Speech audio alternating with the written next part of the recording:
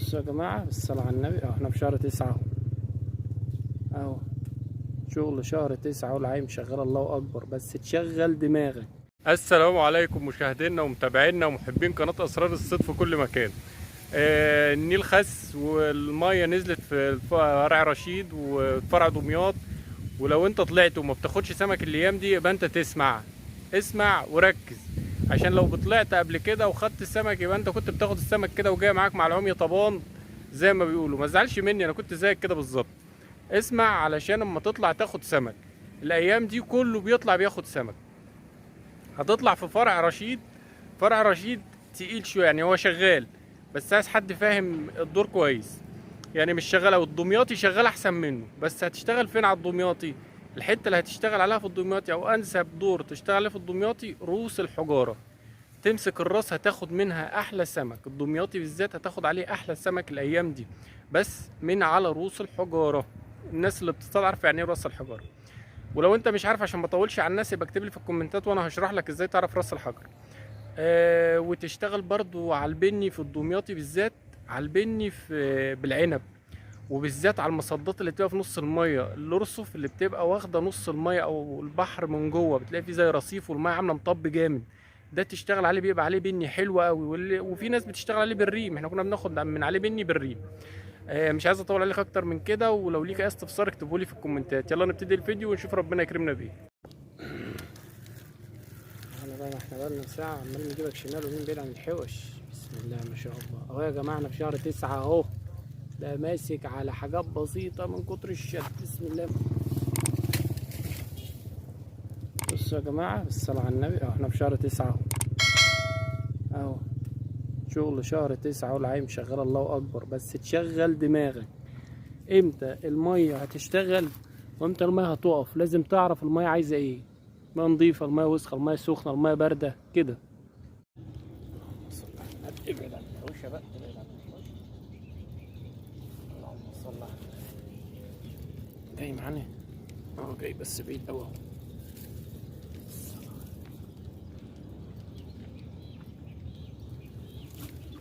لا، بسم الله الرحمن الرحيم. اللهم صل على النبي، اللهم صل على النبي. بس بقى رايح فين؟ يا دوبك طلع يا جماعة. ان شاء الله.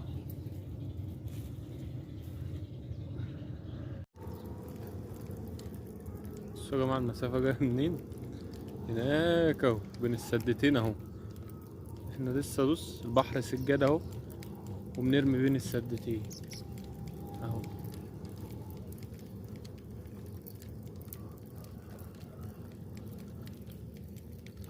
تعال، اللهم صل على النبي. الطعم يبقى طالع على الشعر كده، ما تستخسرش. اصل بشوف ناس الاقيها حاطالي يا دوبك حته قد حبايه الغله في السن، وسايبه بقيه السن كله باين. ده هتبقى سمكه هبله لو كانت معايا.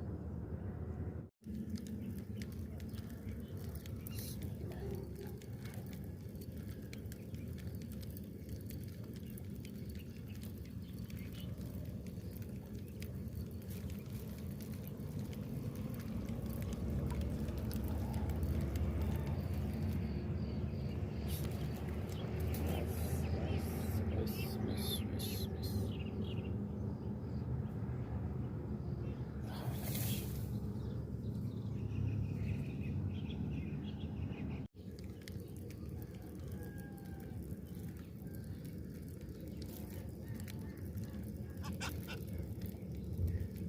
اول ما الجو يموت كده ترمي على السده الغرقانه تاني. ما ترميش بقى في الفاضي بين السدتين اللي انت شايفهم قصادك دول، لا، ترمي على السده تاني. تعالى يا باشا، بسم الله الرحمن الرحيم. اللهم صل على النبي. تعالى. السمك هو الناس اللي بتقول ما فيش سمك. ما فيش سمك لان انت مش عارف نظام الميه. متزعلش مني، في ناس بتصطاد بقالها سنين وما تعرفش نظام الميه، بتشتغل اول السنه زي اخر السنه، ما هو سكه واحده اللي بتشتغل. فلازم تعرف نظام الميه، والميات بتسلم بعضيها يا جماعه.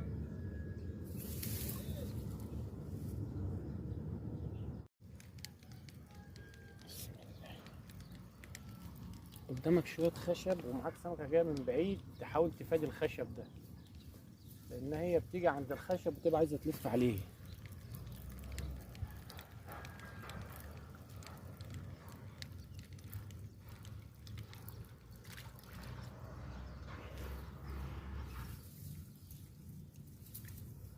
كل مرة بقولك وركز معايا، شايف الطعمية فين؟ فلك كده، شايف الطعمية نازلة فين وطالعة على الشعر فين؟ طمع السمكة انها تخش معاك على الطعمية بتاعتك.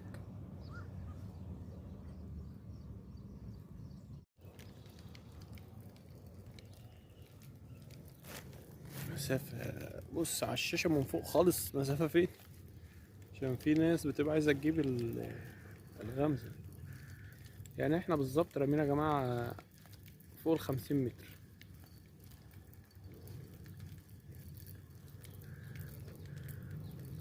بسم الله ما شاء الله. تعالى بقى، تعالى بقى، انت جاي سالك وجاي هنا تقع.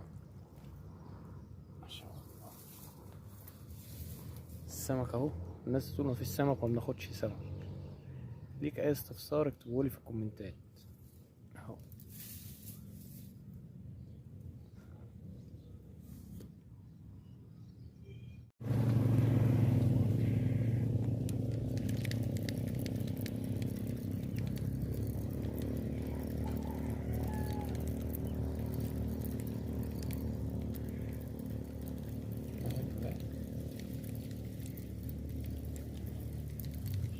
بسم الله الرحمن الرحيم.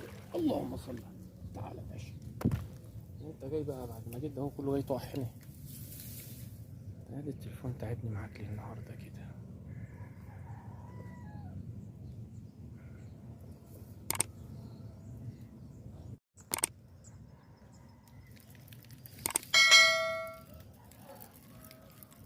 بسم الله الرحمن الرحيم. تعالى بقى، طندك بقى، تعالى. اللهم صل على النبي.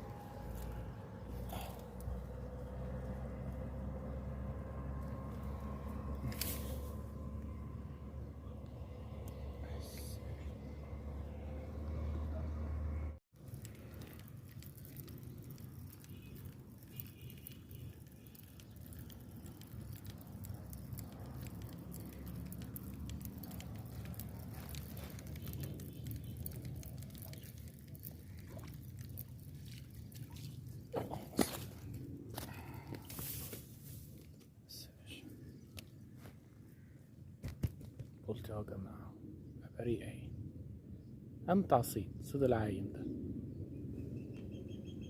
حبايبنا هنختم الفيديو بتاع النهارده على كده، وبارك الله فيما رزق. ولو ليك استفسار عن اي حاجه اكتبها لي في الكومنتات. يلا سلام عليكم.